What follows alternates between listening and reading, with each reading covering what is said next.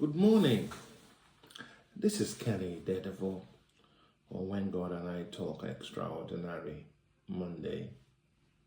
We had some sweet moment on the radio yesterday where we talked about the spirit and the characteristics of Absalom. We talked a bit about Jezebelian spirit and the stupid counsel of Ahithophel. There was a correlation between the three of them. The Jezebelian spirit is both in men and women. They try to take control from outside. But the Absalom, we've gone offline now, but we will continue. Get the lamb. They just took off the light. We can stop. But the Jezebelians, the Absalomian spirit takes control from inside. They are benign. They are benign and they, put it here. They are benign, but you don't know they are there with you. They live with you in the house. They try to take control. This morning, we're looking at what does it take to serve God?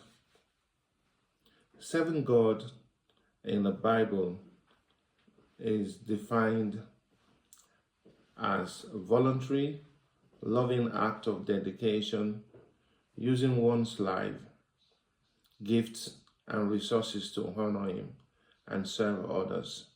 Key verse emphasizing serving with all one's heart, 1 Samuel 12:24, treating it as a living sacrifice, Romans 12:1, and prioritizing it over material pursuits.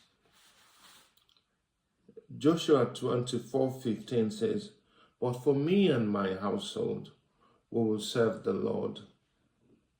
Colossians 3:23-24, "Whatever you do, work heartily as for the Lord and not for men. You're serving the Lord Christ." Romans 1 Samuel 12:24, it says, "Be sure to fear the Lord and serve Him faithfully, with all your heart. Consider that what great things He has done for you." All right, and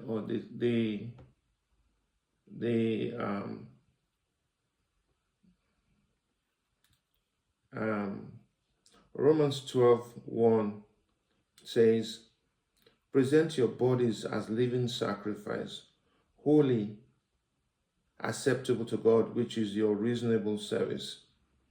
Matthew 6:24, "No one can serve two masters. You cannot serve God and mammon."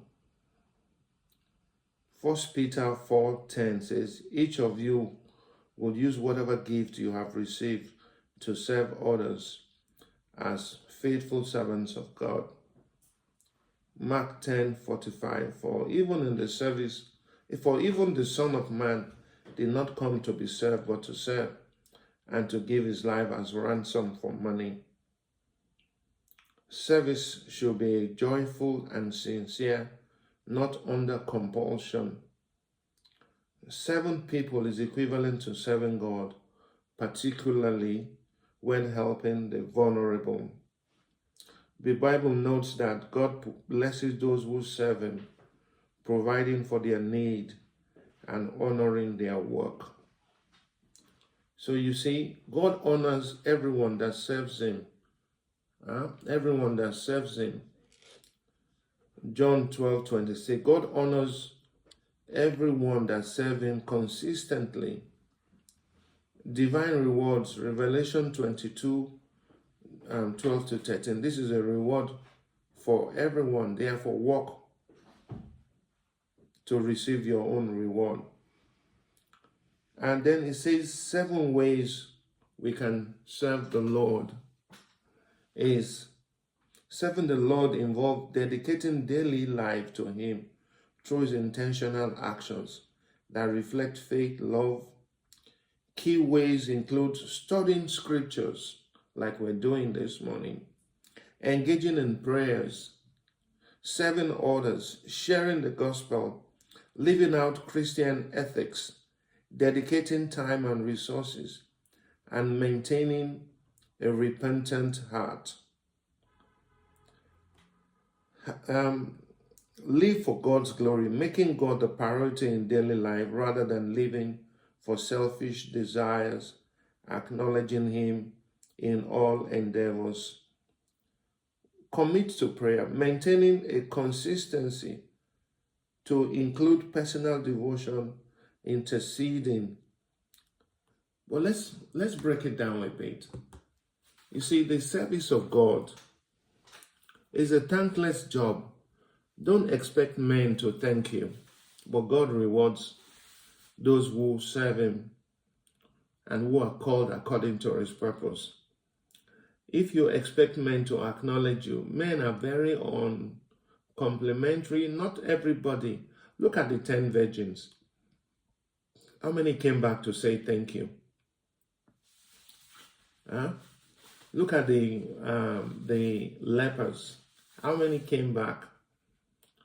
Look at the man at the pool. They were asking him, will thou be made whole? He said, nobody dare to carry me put inside water. And you know, a lot of things, even in today's Christian life, a lot of people would disrespect you. When you go to church, I know they like waiting those ushers they do. They keep doing their hand like this. Yeah, there. And they will put you to where they have to maintain order in church. They have to put you where the church looks full. But they will put you where that the camera will catch you when you venture sleep. As you are sleeping, they have an arrangement with the cameraman because you're giving them problem. They will take your picture very well and put it so people will know you went to church to sleep, not to serve God. And there are some overzealous people in church. In my former church or the church I go to now, they have authority inside the church. Outside the church, they are nobody. They become nothing. They are vulnerable. They are hopelessly hopeless. But in church, they have authority.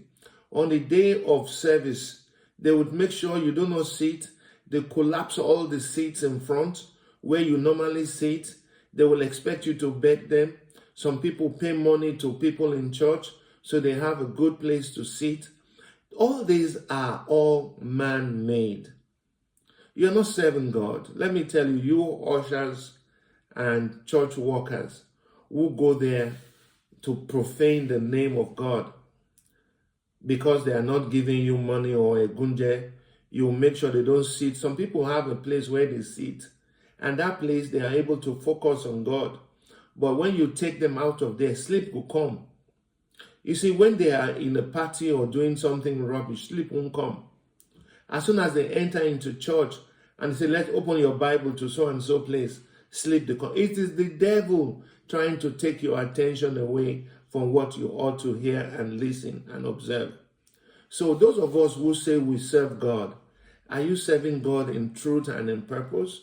Or you're serving God for your own purpose? Some of you people go to church and you steal church offerings. You're always eager to count church offerings and you're stealing the money from there. You're heaping hot coal on your head. There are a lot of things we do in church today. If you ask them why they do it, they do it for altruistic reasons, for personal gains, nothing concerning God in it. They just do things and you wonder, is this the house of God or the house of the Satan? Even in the car park, you want to park, they won't let you park. They will do all kinds of things to dissuade you. And then you'll be asking yourself, is this the church that I left home for? Is this the church I left? They don't bring light back. Yeah, people then. We will go. We will preach the gospel. We will not turn. We will not no turning back. Oh. If they light, we will light candle. We will preach the gospel of God. So it's been this Monday morning when God and I talk. When God and I talk, and I bless God. I bless His name for you.